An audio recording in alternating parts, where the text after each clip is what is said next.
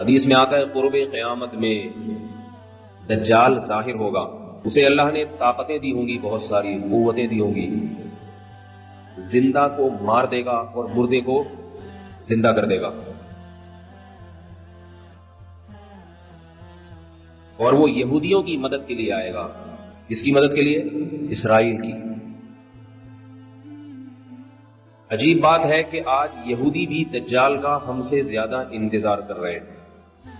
وہ اسے یہودیوں کے لیے نجات دہندہ سمجھتے ہیں کیونکہ ان کی کتابوں میں پیش گوئیاں ہیں۔ اس سے محمد صلی اللہ علیہ وسلم کی صداقت کا بھی پتہ چلتا ہے کہ آپ صلی اللہ علیہ وسلم کی پیش گوئیاں ایسی پیش گوئیاں بھی ہیں جن کو غیر مسلم بھی تسلیم کرتے ہیں۔ اللہ نے پیغمبروں کو، پچھلے پیغمبروں کو اس کا وقت نہیں بتایا تھا کہ وہ کب ظاہر ہوگا، اس لیے حدیث میں آتا ہر پیغمبر نے اپنی امت کو اس سے ڈرایا ہے، اس کے فتنے سے بچنے کا حکم دیا ہے۔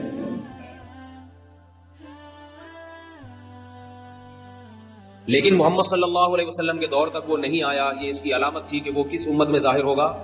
محمد صلی اللہ علیہ وسلم کی امت میں۔ اس کا فتنہ ہوگا کیا؟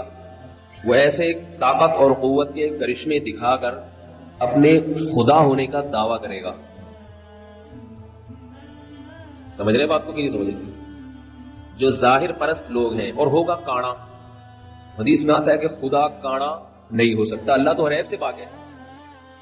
یہ عجیب بات آپ کو بتاؤں کہ جو گمراہ لوگ ہوتے ہیں وہ کسی کی ایک صفت کو دیکھتے ہیں، اس کے ہزاروں عیوب کو نہیں دیکھتے۔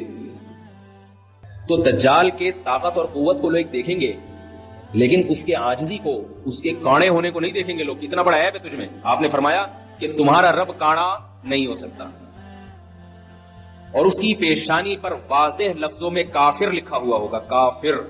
یہ بھی علامت ہوگی کہ جھوٹا ہے، کذاب ہے، لیکن ظاہر پرست لوگ اس کی طاقت کو دیکھ کر اس پر ایمان لائیں گے۔ حدیث میں آتا ہے اس کے ایک طرف آگ ہوگی اور ایک طرف باغ ہوگا، جو اس پر ایمان لائے گا اس کو باغ میں داخل کرے گا، اور جو ایمان نہیں لائے گا اس کو آگ میں پھینک دے گا۔ آپ صلی اللہ علیہ وسلم نے فرمایا جو آگ ہے حقیقت میں وہ جنت کا باغ ہے، اور جو باغ ہے حقیقت میں وہ آگ ہے۔ آپ صلی اللہ علیہ وسلم نے فرمایا جمعہ کے دن سورہ کہف پڑھنے والا دجال کے فتنے سے محفوظ رہے گا۔ دجال آئے گا کیوں؟ یہودیوں کی مدد کے لیے۔ کس دور میں آئے گا؟ جس دور میں حضرت مہدی ظاہر ہوں گے۔ سمجھ رہے نہیں سمجھ رہے بات؟ اور دجال کو قتل کون کرے گا؟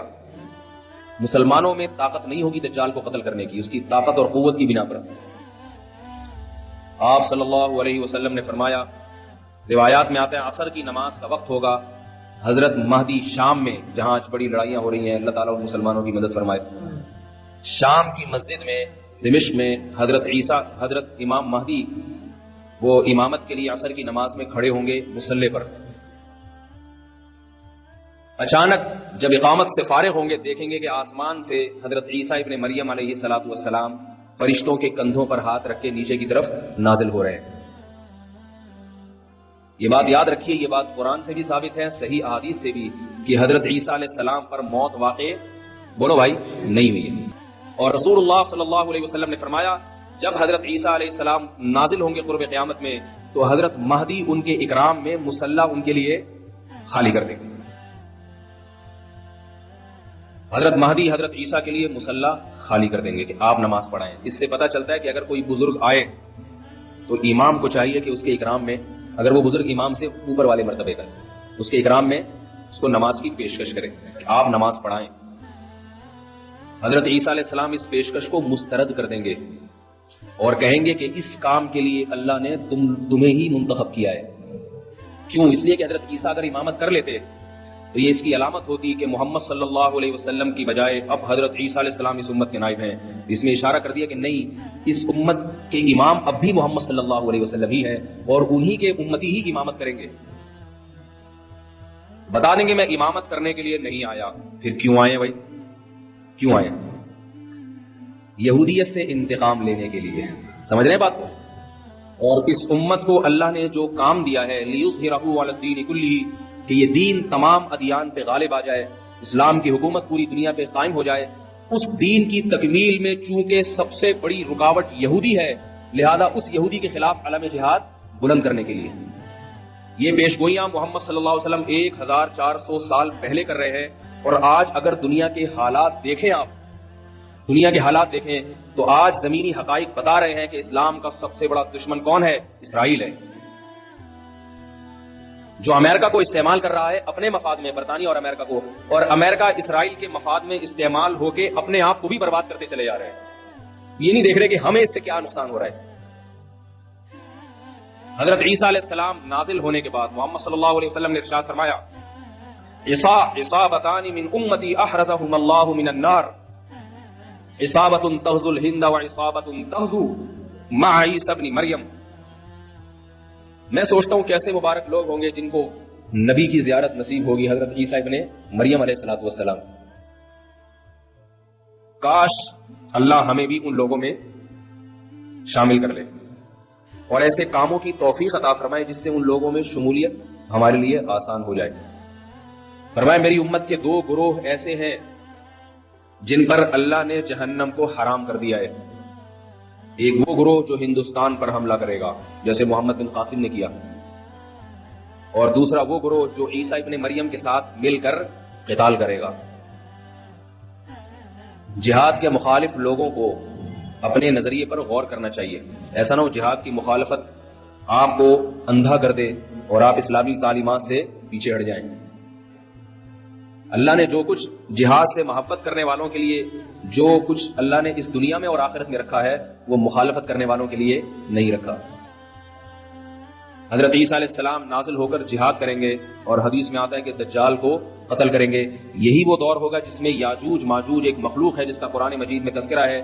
بہت بڑی مخلوق ہے، بہت کثرت سے ہے. کسی وادی میں ان کو بند کیا تھا حضرت ذوالقرنین نے سیسا پلائی ہوئی دیواریں کھڑی کر کے یاجوج اور ماجوج کو وادیوں میں بند کر دیا. وہ وادیاں کہاں ہیں اس کا ہمیں نہیں، کوئی کہتے چین میں، کوئی کہتے دیواریں چین کے پیچھے، کوئی کہتے کہاں ہیں، ہمیں نہیں پتا کہاں ہیں. یہ سوال ہی فضول ہے کہاں ہیں.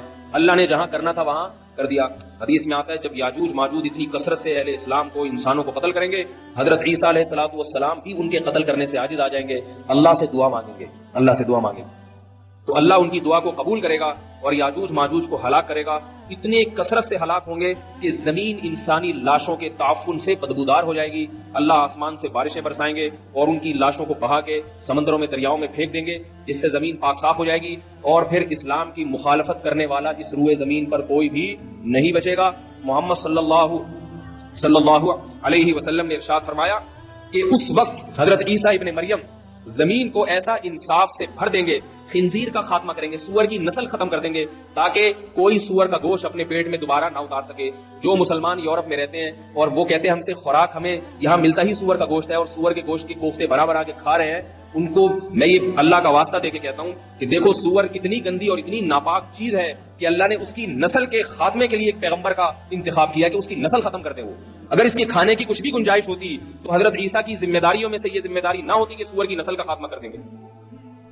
حدیث میں آتا ہے، آخری بات کر کے بات ختم کرتا ہوں تاکہ یہ نشانیاں مکمل ہو جائیں.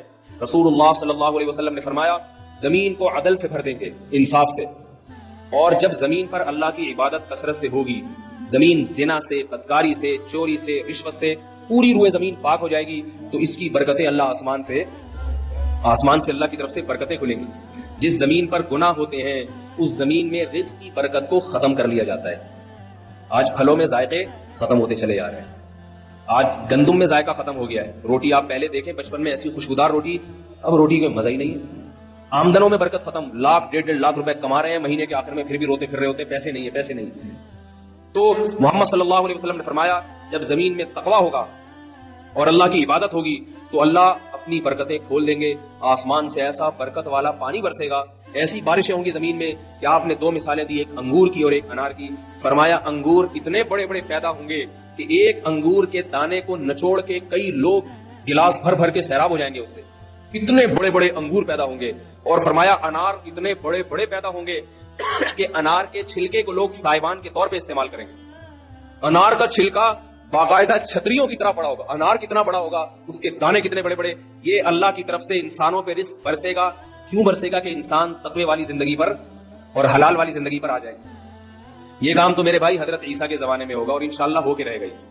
تو اللہ تعالیٰ ہمیں ان خوش نصیبوں میں شامل کرے جو حضرت عیسیٰ ابن مریم کی زیارت کریں گے اور ان کے ساتھ مل کر لڑیں گے، اور اگر بالفرض یہ ہماری زندگی میں مقدر نہیں ہے تو اللہ ہمیں وہ کام کرنے کی توفیق عطا فرمائے جس کام کی تکمیل اللہ حضرت عیسیٰ کے ذریعے کریں گے، ان کاموں کی توفیق عطا فرمائے، تقوی اور طہارت والی زندگی کی اللہ ہمیں توفیق عطا فرمائے تاکہ ہمارے رزق میں بھی برکت ہو۔